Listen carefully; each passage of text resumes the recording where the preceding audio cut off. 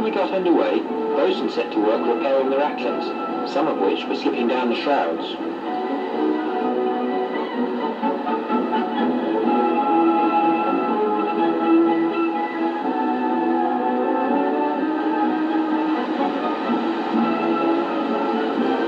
The day workers got to work varnishing the spreaders with the use of the bosun's chair.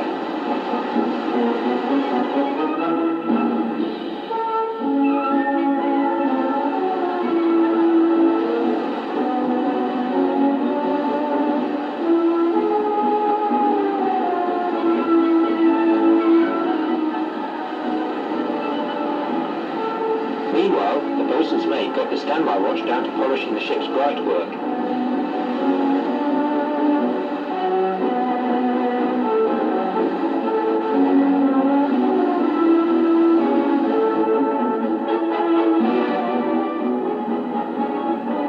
It's not an uncommon sight to see someone climbing up the foremast with a Kodak Instamatic with the hope of some impressive snaps to take home to mum.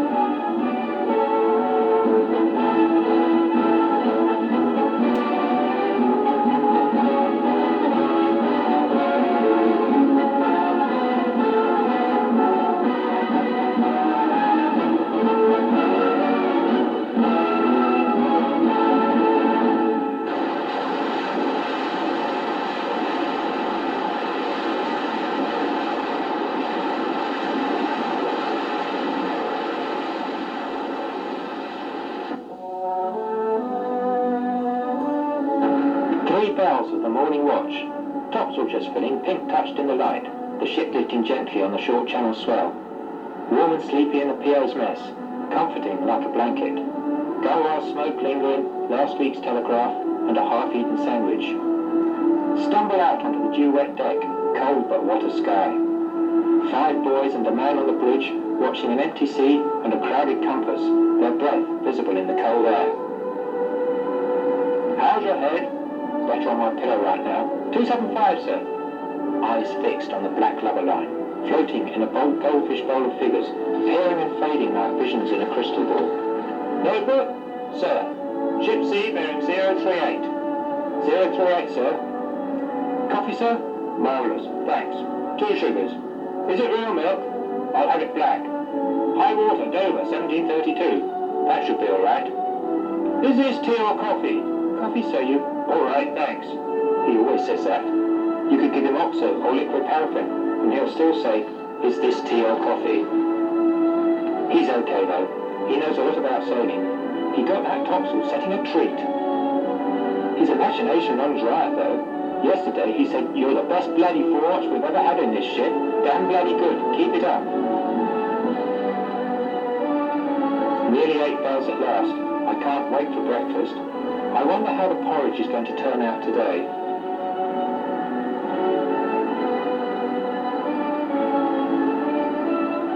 Now I must not forget to read the log this time.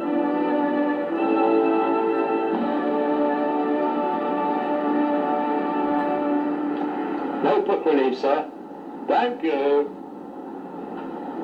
And by the hundred, do you think that we've got out of me? Just no. Professors, no. Oh, dear. You're yours. You're yours. Did you hear about the Irish shipping a load of yo-yos from Dublin to New York? It sank 18 times.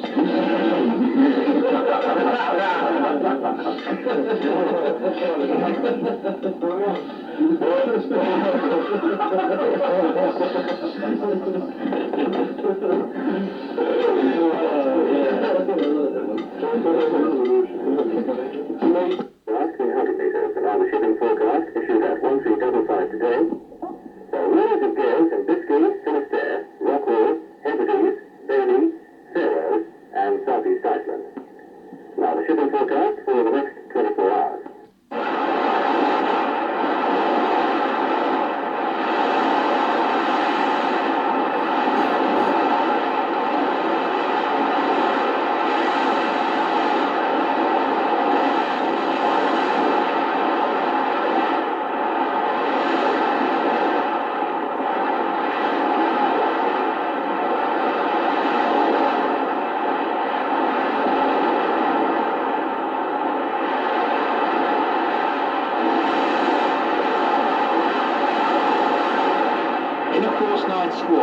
South Biscay, all hands were called on deck to lower the mainsail and reef the mizzen.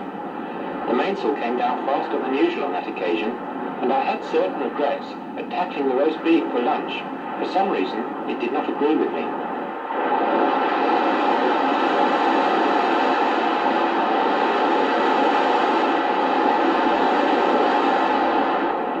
I remember the boatswain saying on our first day, "When you have a small ship and a big crew, things will go wrong. We have a small ship and a big crew."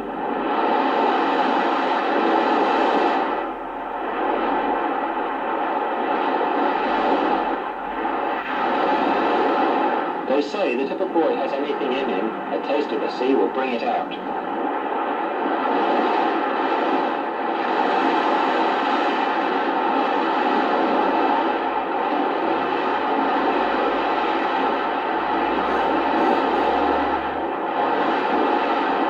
If only Mum could see me now.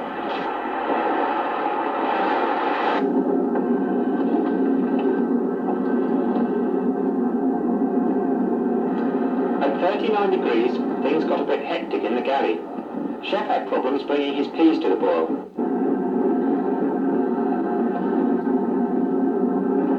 Have you ever tried to wash up in one corner of the sink with the rest of the water slushing about on the floor and at the same time clinging on to stay upright? Every trainee spends one day in the galley helping the chef. For most trainees, this is not their favourite day.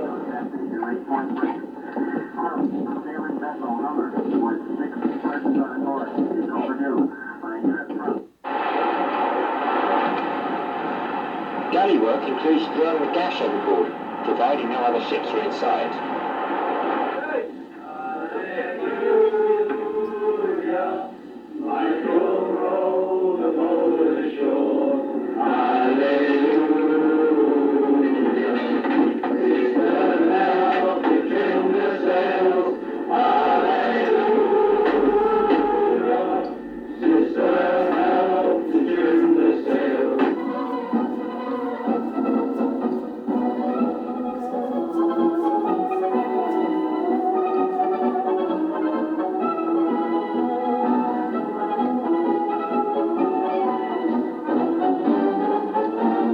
The ship is controlled by the duty watch.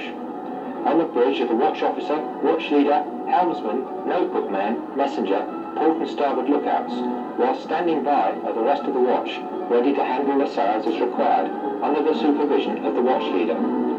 After 4 hours, the watch stands down and is relieved by one of the other two watches. Sir Winston Churchill was launched on the Humber in February 1966, being built from funds donated entirely by the public and industry. She instantly captured the imagination of the general public, and her success led to the building of her sister ship Malcolm Miller in 1968. Both ships are 300 tons Thames measurement, 135 feet long, with a beam of 25 feet and a draft of just over 16 feet. Each year, the schooners cover over 30,000 miles and take 1,200 young people to sea under training. Each ship has a total complement of 55 people, consisting of 39 trainees, 3 watch leaders, 3 watch officers, a boatswain's mate, cook's assistant, navigator, purser, and supernumerary.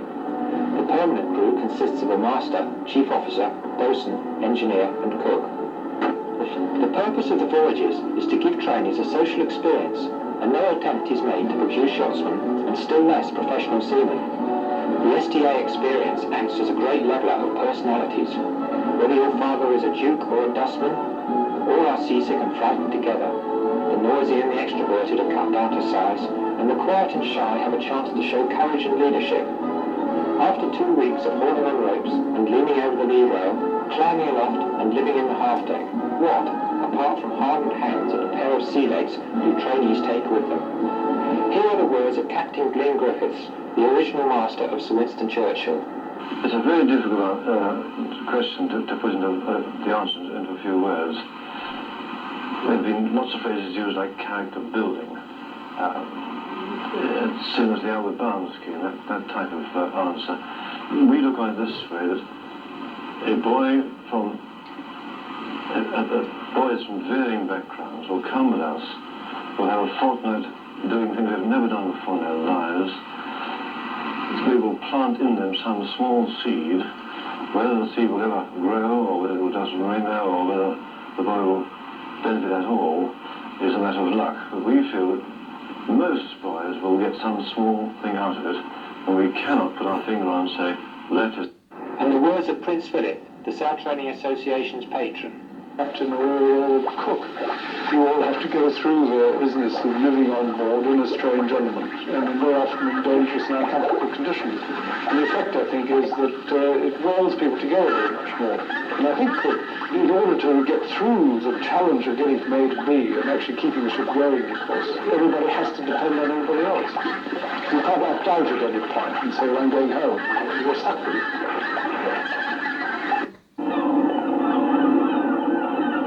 Our next port of call was Douarnenez in Brittany, where we anchored at 6 bells of the first watch. The following day we came alongside to fill up with water, and the crew came to the unanimous decision that the pubs of France were not as good as those back at home. So on Monday the 30th, we left Douarnenez with the hope that our next port of call would be somewhere on the English coast.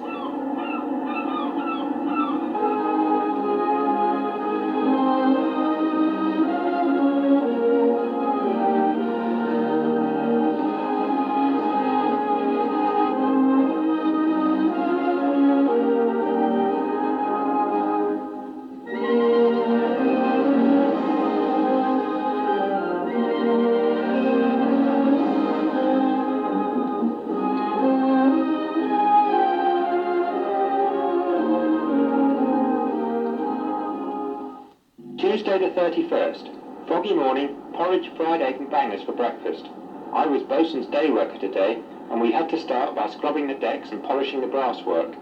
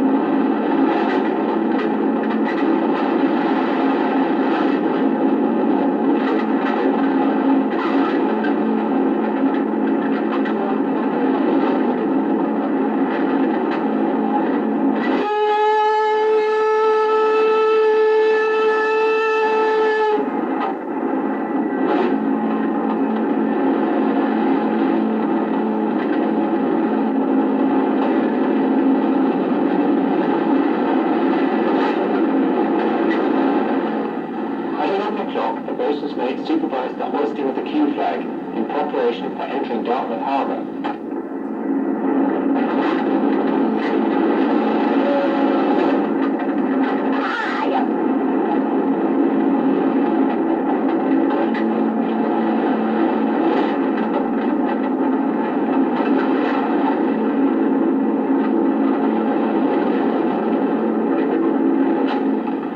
This was followed by taking the mooring lines from the after lazarette to the fore and after ends of the ship, ready for mooring.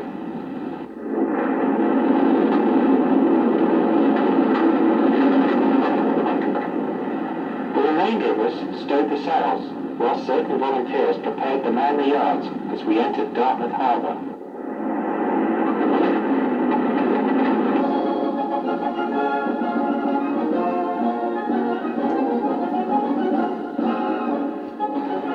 I went up there one day.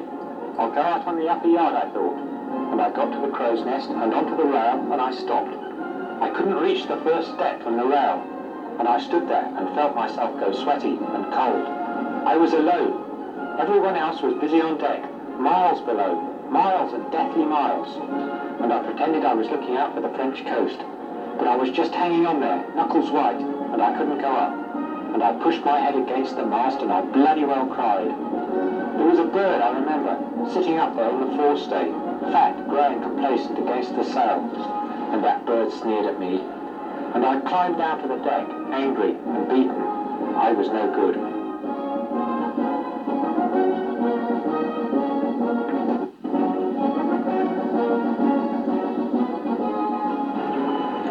When the suggestion came to man the yards entering Dartmouth Harbour, I put on a harness and was climbing the starboard shrouds before I knew what was happening.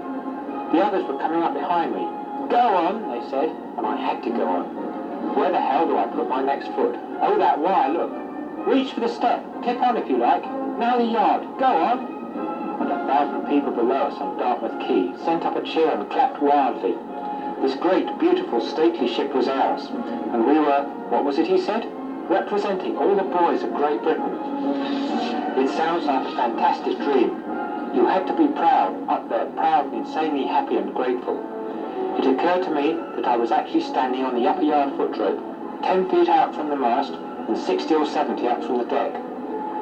Once you get up there, there's no middle course between hysterical panic and mild acceptance.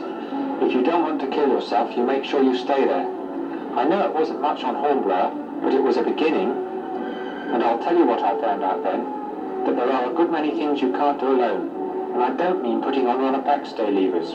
It's obvious then that 3 sets of muscles are better than 1. But alone, I couldn't have done that climb. When there were the others, I could. They helped, even if they said nothing, did nothing. They were there, that's all. I don't know. Perhaps you'd call it moral support. You can do it, so can I. I can do it, so can you. Share the pleasure, it's twice as good.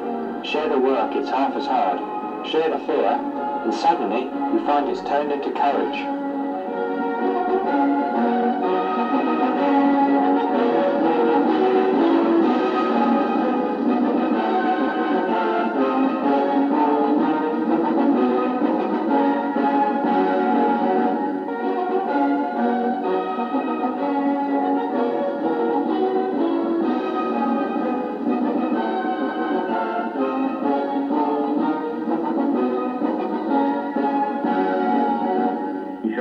Fail or falter, we shall not weaken or tire. Neither the sudden shock of battle nor the long-drawn trials of vigilance and exertion will wear us down. Give us the tools, and we will finish the job.